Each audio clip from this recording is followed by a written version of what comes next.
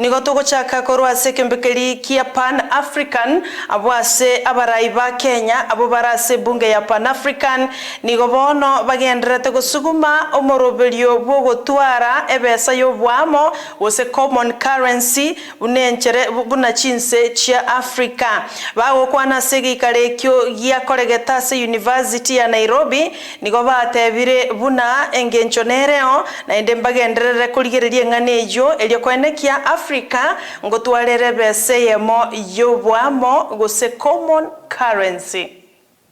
An African Parliament is the Parliament for Africa, and we are in different committees.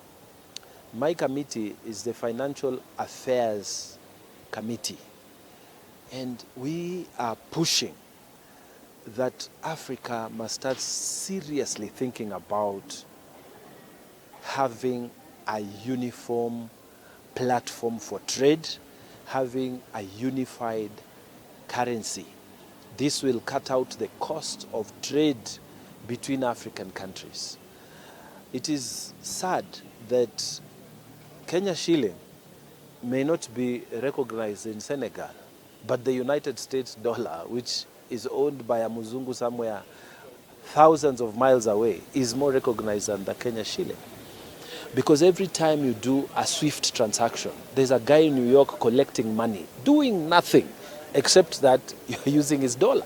We have made some progress, not in the currency issues, but in the border issues.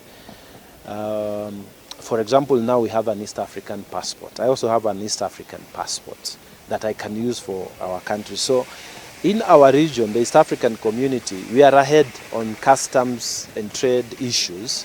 In their side, they have moved ahead on the issues of a uniformed currency and trading platforms. So we are in different spaces, but I can say that East Africa has also made some progress, especially when it comes to the customs union.